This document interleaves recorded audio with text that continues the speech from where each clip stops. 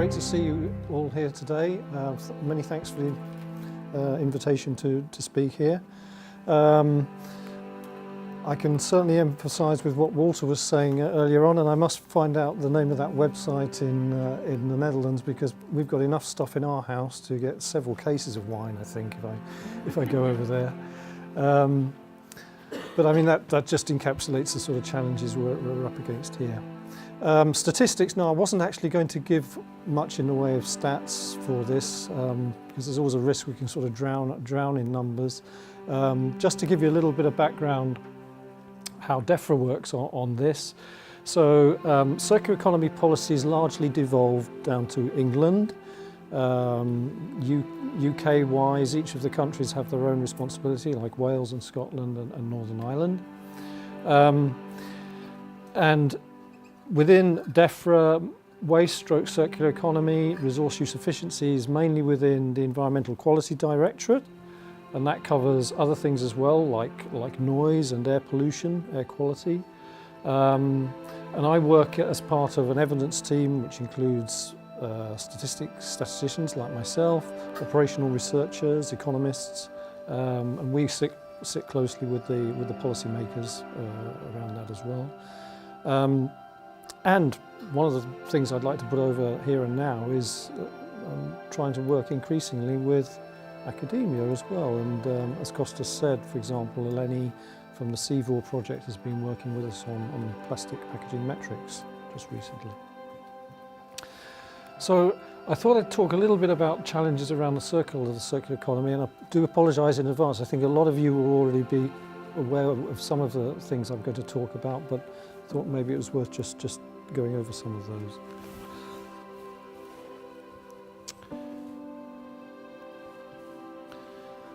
So that's one of the most simplified depictions I've seen recently of a circular economy.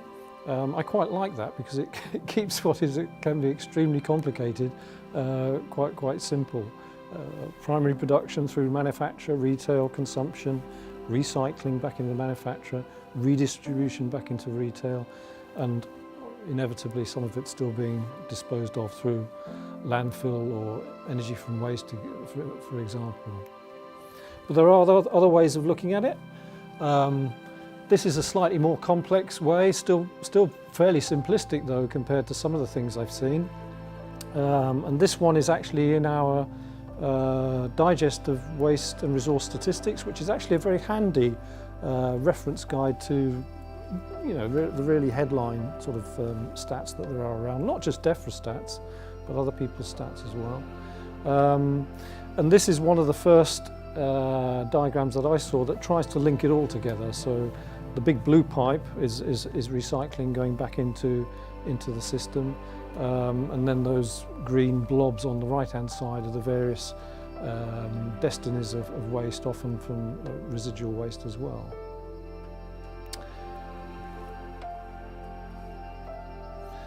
So what are the main challenges around that?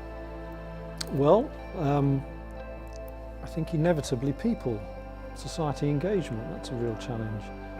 Human behaviour, we were hearing earlier about how important industry is, then the waste management process itself, policy obviously, and incentives, how to get this to work more in a way we'd like it to work, and how do we demonstrate that it's working the way we'd like it to work, which is monitoring and evaluation. So I'll touch on some of those. There are overlaps though between these, so for example, society engagement can overlap with human behaviour and indeed industry action. So these aren't little entities that stand alone. They do interact with each other.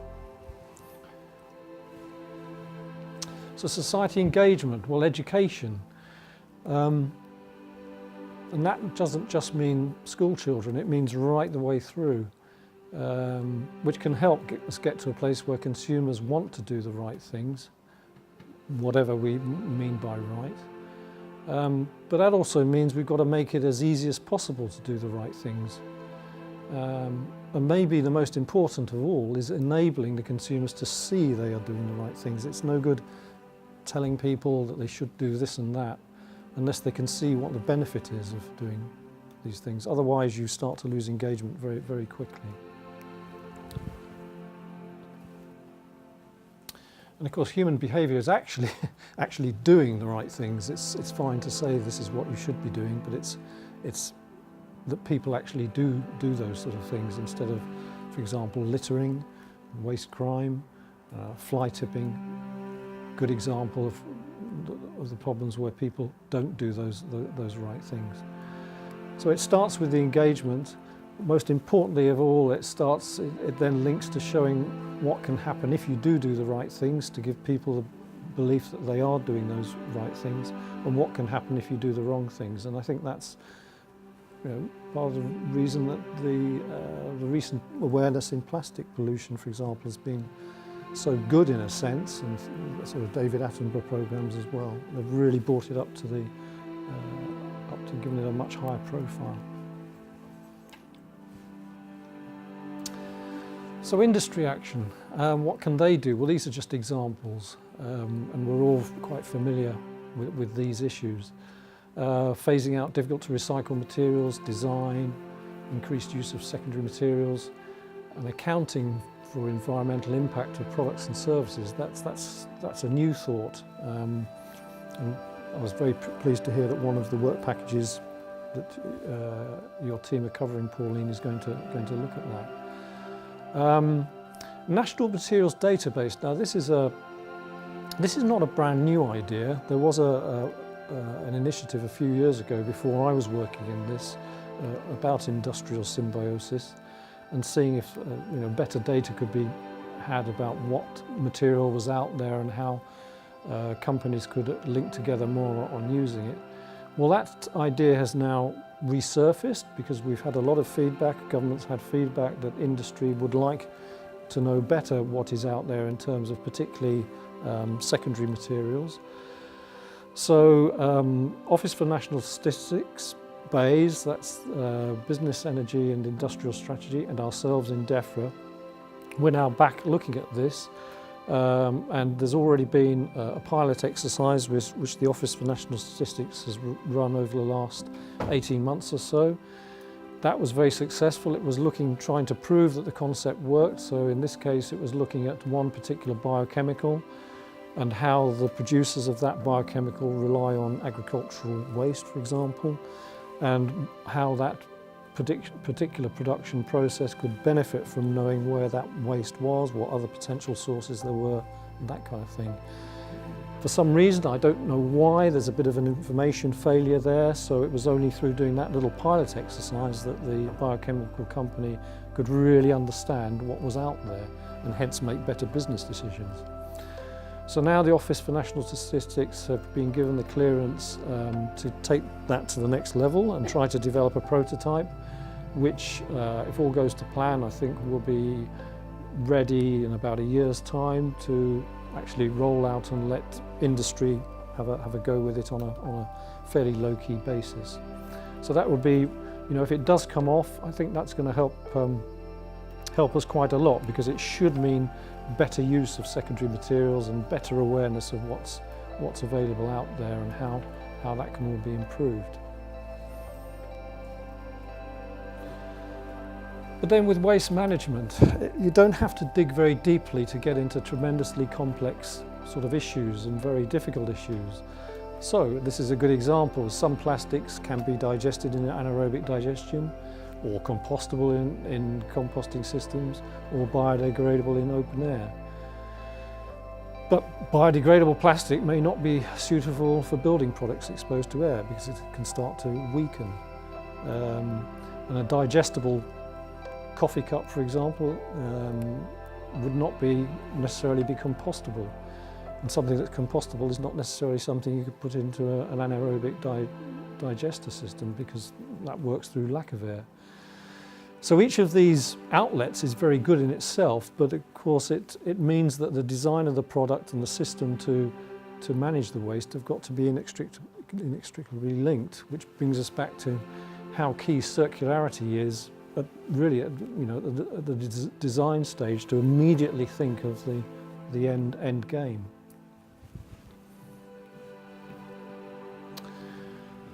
So with other aspects of waste management, it's really getting the right waste in the right place. consistent set of materials collected helps. Obviously we want to minimise landfill where we can. And the time required to ensure there's sufficient capacity for the capture and reprocessing of materials. Infrastructure takes a long time to build up. If there's going to be enough confidence in the system to put plant up and go through all the planning and other hoops that has to be gone through, these people have to look a long time ahead, and that creates its own challenges.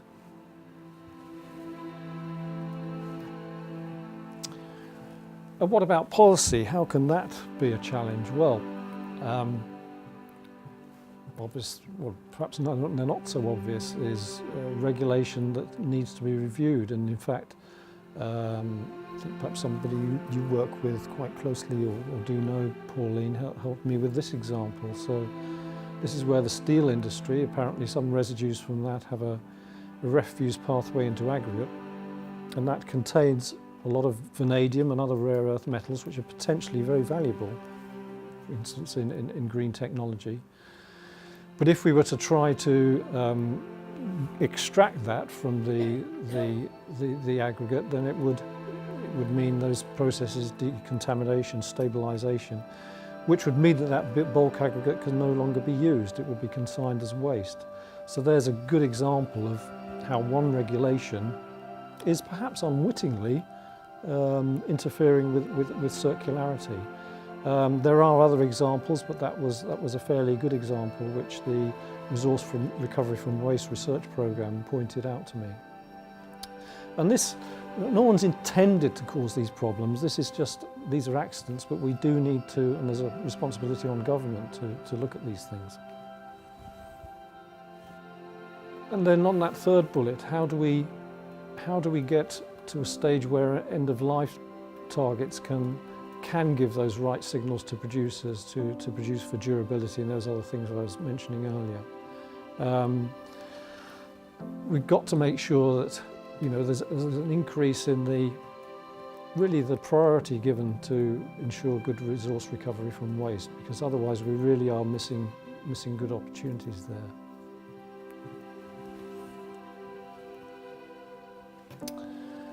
And that's all very well, of course, saying, well, this is how we would like it to be, but what about the incentives, the drivers, the communication? These are all very, very important. We've touched on some of those already about durability and better markets, and increased production at stake to ensure recovery works in the way we'd like it to. But a good framework really for all this is something that looks at the whole thing holistically, can spot that all the cogs really have got to click it into place in the right way, because as soon as something upsets that flow of behaviours and other things, you just don't get the circularity you want. So each of the different parts in the circle must play their part. I'm stating the obvious, I guess, to a certain extent, but I don't think we always appreciate that. Tend to look at one particular part.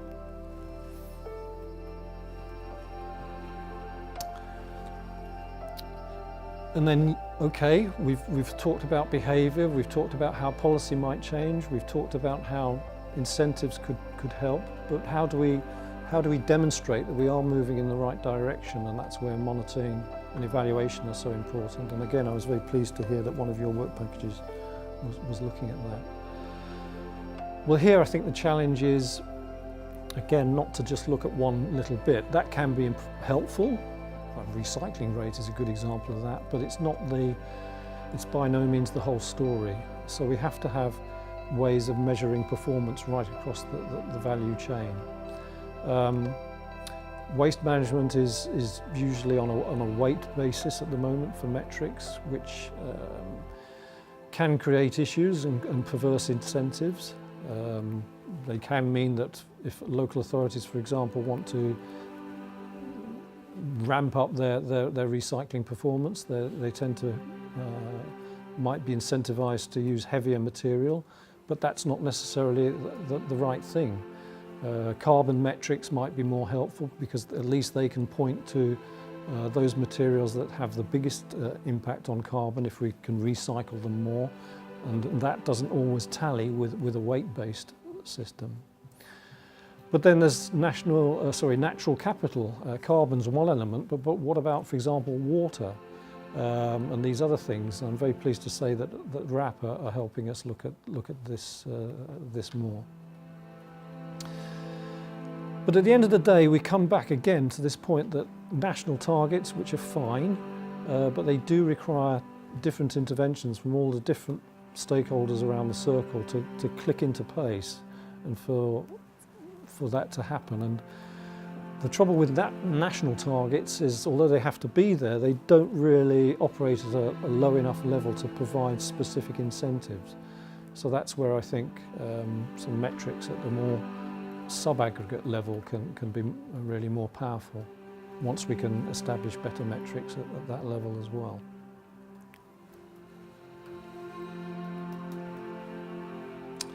And finally, just wanted to mention that the long-awaited resource and waste strategy from government will be coming soon. We don't know exactly when, but I think it'll probably be after the budget, which is still no official date for that as far as I'm aware, but it's not going to be very long now, probably towards the end of October. So this will be the first time really that government has set out a resource and waste strategy, bringing in circular economy and resource use efficiency, and it'll provide a platform from which some new policies can be thought up and gone out to consultation and ultimately get us in a slightly better place, hopefully. But again, it comes back to communication. So for example, we've held quite a few stakeholder workshops where people have been able to come along to present what they think should feed into that. And some of those ideas I've just mentioned, like metrics working at a lower level. For example, one of the consultancies, Ricardo, that's their latest thinking on some of that. So, you know, I think we're getting a bit better communication out there. An example of that is working more with academia to get to where we want to go, but you know, there's a lot of work involved and we're only just at the start of it. Yeah, thank you very much. Thank you.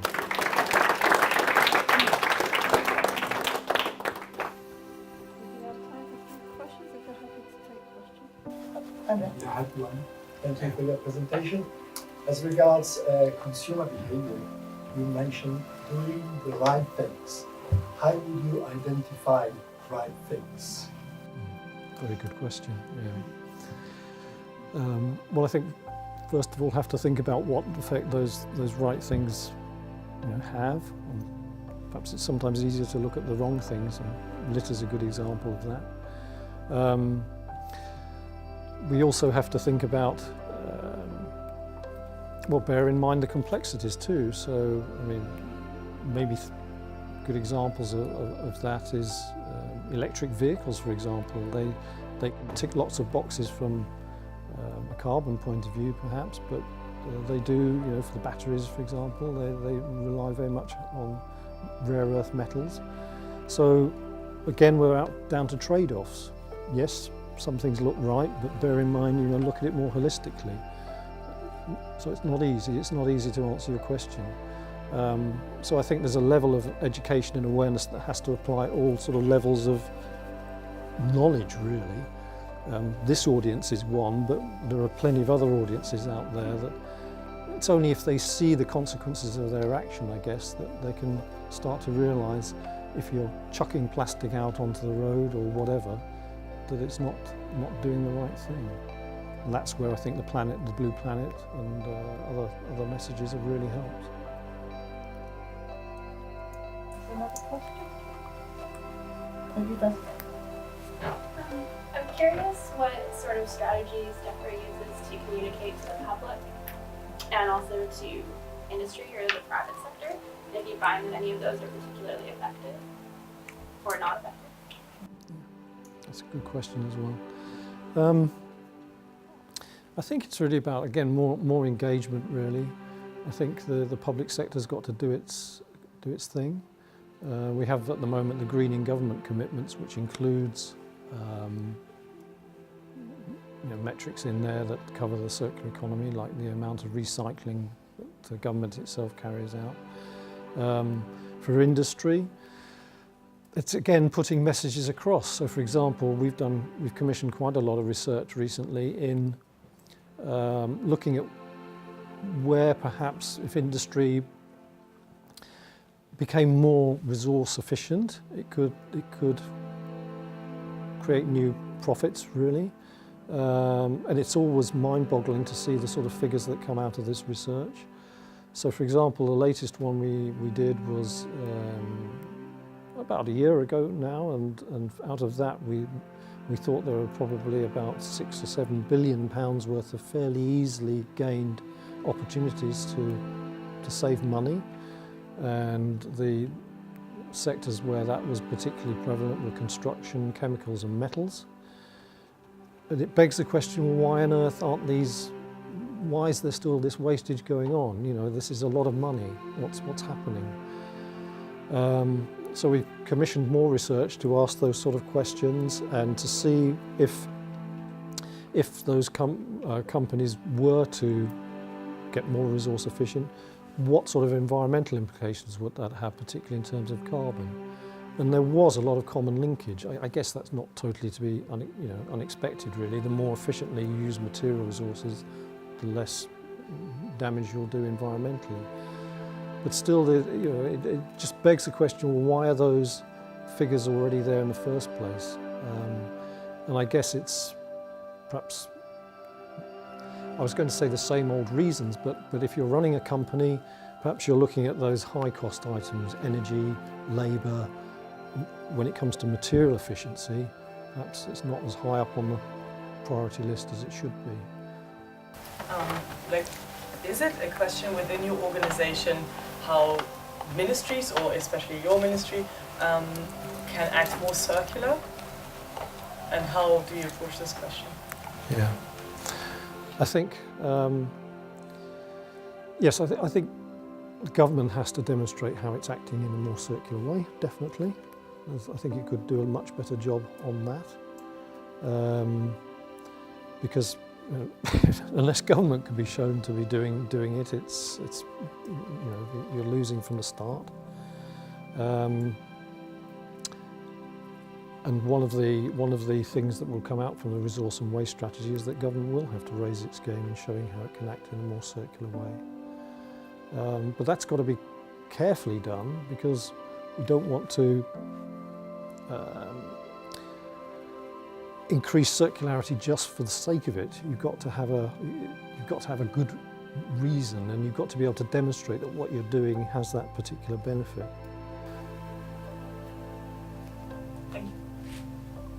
Do you work in conjunction with other European countries and agencies, particularly German governments, if they're doing something right, will they share stuff with you, or how does communicate?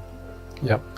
So yes, I do try to keep in touch with what's going on. So for example, about this time last year we had joint presentations with Statistics Netherlands to see what sort of challenges they'd got and how data, because my main interest is data, how they were gathering better data on these things. And it's probably about time we had another note swapping session. So I think it's mainly with the Netherlands that I've had most recent contact. But there again, I do go to the OECD every year. That has a working party on environmental information, where there are other, not just European countries, but other major economies there, and we can see what each country is doing. A lot of the issues are the same, but there are some subtle differences. But I suppose inevitably you tend to find the more economically developed a country is, the more the set of issues that they have to cope with are the same. I think in some ways we're actually quite ahead of the game. So for example, one of the things we want to come out of the resource and waste strategy is to really raise the profile of resource use efficiency. Now, most of the time I think it tallies perfectly with circularity, but our current Secretary of State, Michael Gove, is very, very keen on resource use and productivity. Now this is, I know that's a metric that Eurostat have been trying to push for some time, but a lot of countries don't measure raw material consumption, which we think is the best metric for measuring material consumption because it takes into account the amount of ore that has to be extracted out of the ground to make a mobile phone or whatever. My mobile phone might weigh 200 grams, but a lot more ore has been extracted out of the ground to make it. So I think we're quite, not ahead of the game, but we're towards the front of those countries. We're also, I think, quite well placed compared to other countries. We're trying to use a bit more citizen science data.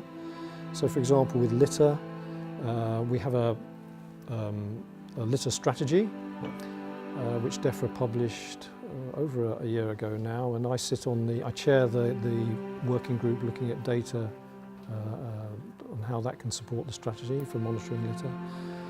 And one of these data sources we use is incidents of littering recorded on mobile phones, where members of the public, if they see something they don't like, they can take a picture and that goes straight to their local authority.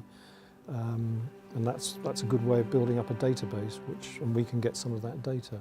Similarly, voluntary litter picks for litter, and the Marine Conservation Society do a lot on that as well. So,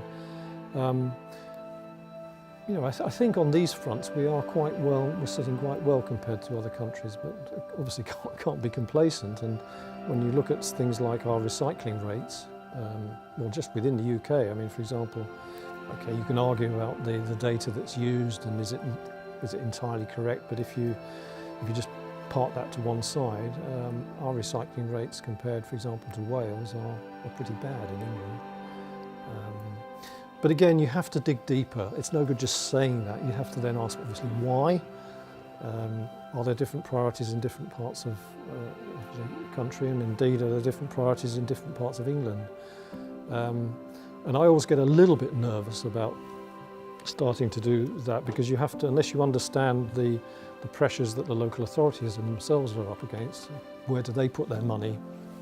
School, care homes, waste, and all the other things. Again, you've got to look at these things holistically. So, I mean, thinking about it, it's not just a matter of looking at the circle. You've then got to think, well, where does those actors in the circle, how do they decide their priorities?